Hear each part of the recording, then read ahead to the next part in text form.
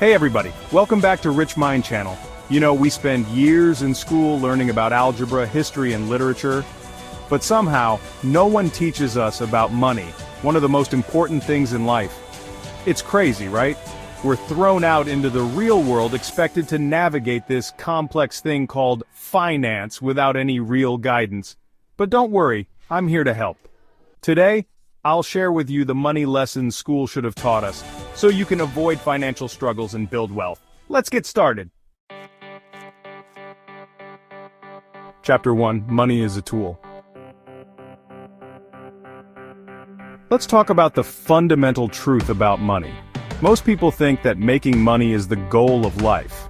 But in reality, money is just a tool. That's it. It's a tool to buy freedom, experiences, and security.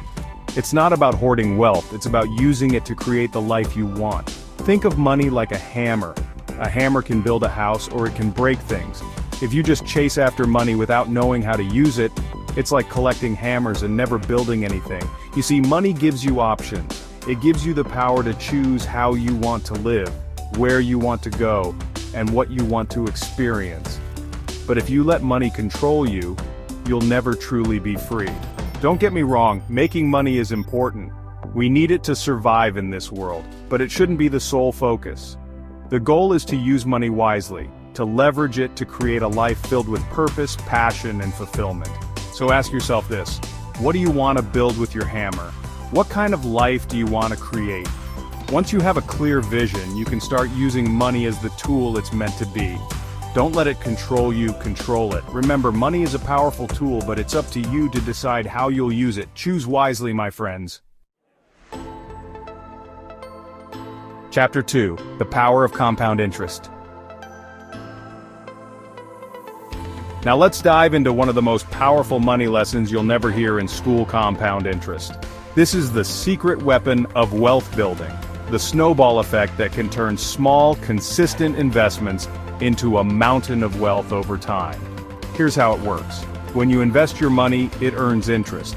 But here's the magic. That interest then earns interest itself, and so on and so on. It's like a snowball rolling downhill, getting bigger and bigger as it goes.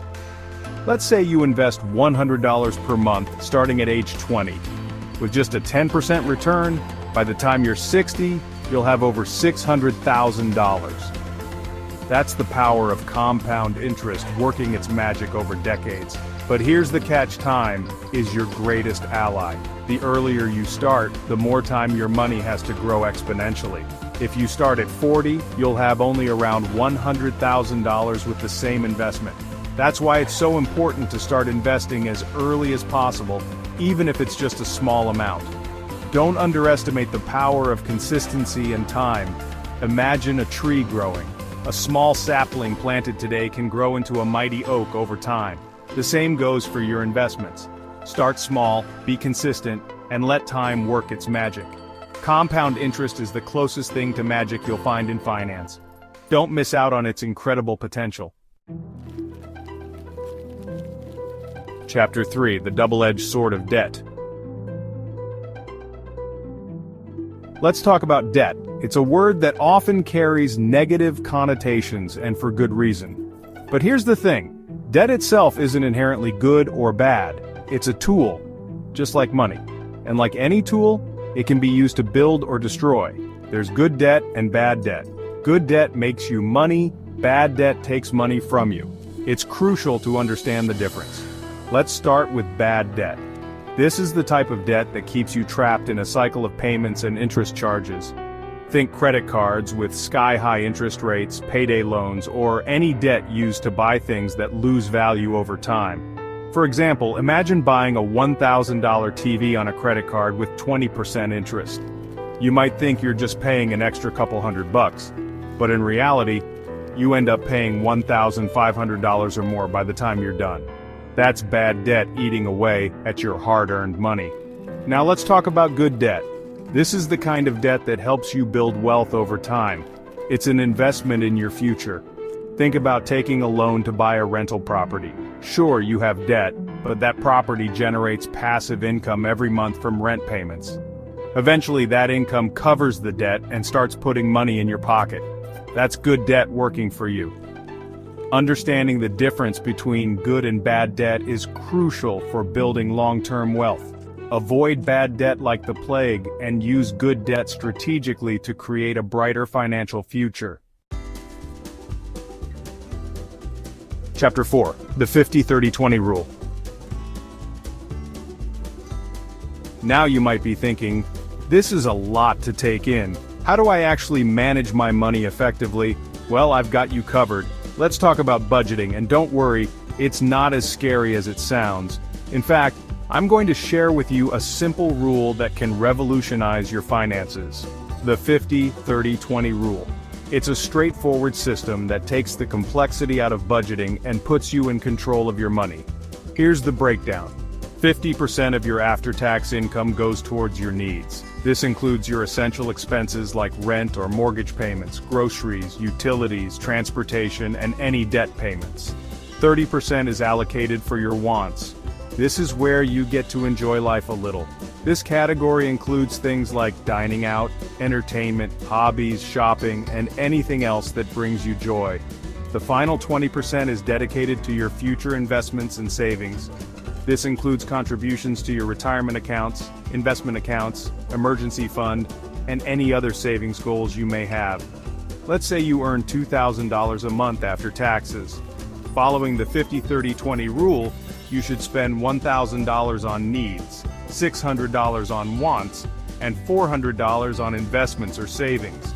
This simple system helps you allocate your money consciously, ensuring you're covering your essential expenses, enjoying life's pleasures, and investing in your future, all at the same time. Remember, budgeting isn't about restricting yourself, it's about making conscious choices with your money. The 50-30-20 rule gives you a clear framework to do just that. Chapter 5. Multiple income streams. Let's talk about income, the lifeblood of our financial well-being. Most people rely on one income source, their job. It's the traditional model we're taught to follow. Get a good education, find a stable job, work hard, and climb the corporate ladder. But here's the problem with that model. It's incredibly risky. What happens if you lose your job unexpectedly? What if your industry goes through a downturn?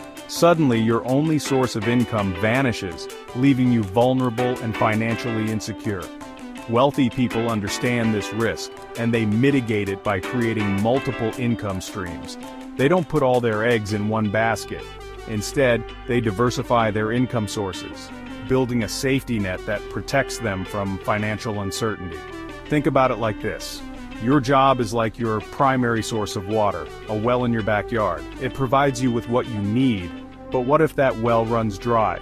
Creating multiple income streams is like building additional wells, a reservoir, and maybe even a rainwater collection system. Now, you have multiple sources of water, ensuring you'll always have enough, no matter what happens. So, how do you create multiple income streams?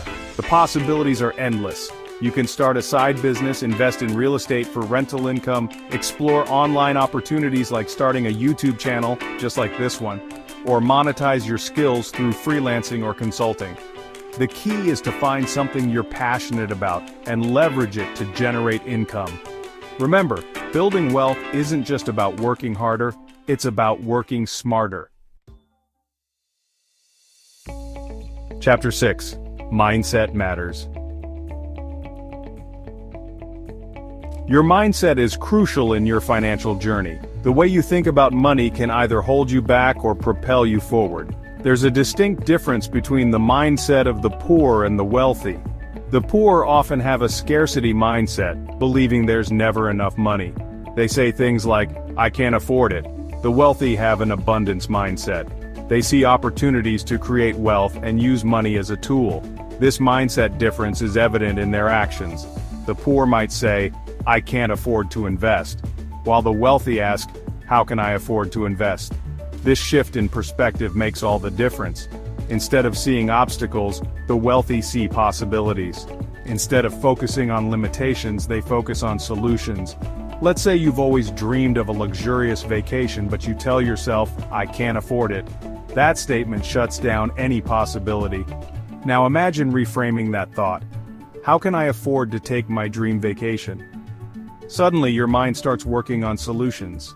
Maybe you pick up a side hustle, cut back on unnecessary expenses, or find creative ways to save. This shift from I can't to how can I is the hallmark of a wealthy mindset. It opens your mind to possibilities and empowers you to take control of your financial destiny. So there you have it. The money lessons they should have taught us in school. Remember, building wealth is a journey, not a destination. It's about making conscious choices, adopting empowering beliefs, and taking consistent action towards your goals. If you found this video helpful, give it a thumbs up, share it with someone who might benefit, and don't forget to subscribe to Rich Mind for more insights and tips to help you succeed. Thanks for watching until the end, and I'll see you in the next video.